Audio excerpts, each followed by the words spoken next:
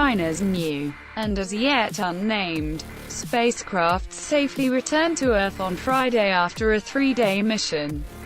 Under the care of 3 parachutes, the spacecraft came to a rest in a Chinese desert at 1:49 a.m. Eastern Time, 5:49 Coordinated Universal Time.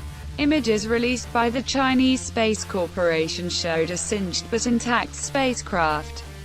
For China, this was a historic flight, sending an uncrewed prototype of its next-generation spacecraft to an altitude of 8,000 kilometers. The mission also served to test a new variant of the country's most powerful rocket, the Long March 5B, which also was deemed a success. According to Space News, the spacecraft's re-entry velocity was 9 kilometers per second as it approached from a higher orbit.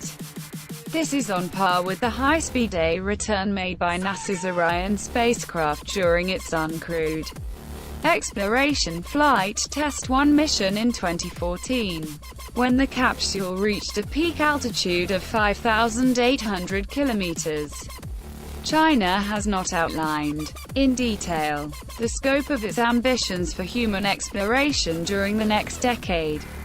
However, it plans to use its new Long March 5B rocket to construct a modular space station in low Earth orbit over the next 2 to 3 years. One version of this new spacecraft, with a mass of 14 tons and a striking resemblance to SpaceX's Crew Dragon, is likely to play a role in delivering up to 6 crew members at a time into space for that purpose. In addition, the China Aerospace Science and Technology Corp. now also has a vehicle capable of taking humans into deep space, and possibly to the Moon. The re-entry velocity for a spacecraft returning from the Moon is just under 11 kilometers per second, and the larger version of this spacecraft, with a mass of more than 21 tons, is being designed for this purpose. China has said it wants to eventually build an outpost on the Moon, although it has been vague about when, citing dates both of around 2030 as well as later in that decade for sending taikonauts to the lunar surface.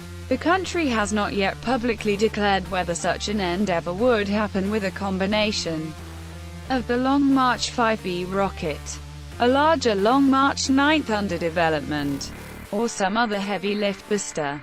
What does seem clear is that China is steadily accumulating the pieces of an architecture that could see the country's influence extend into lunar space and down to the lunar surface over the next decade. If you like this video, please hit like and subscribe to Tom's Snout. Have a nice day.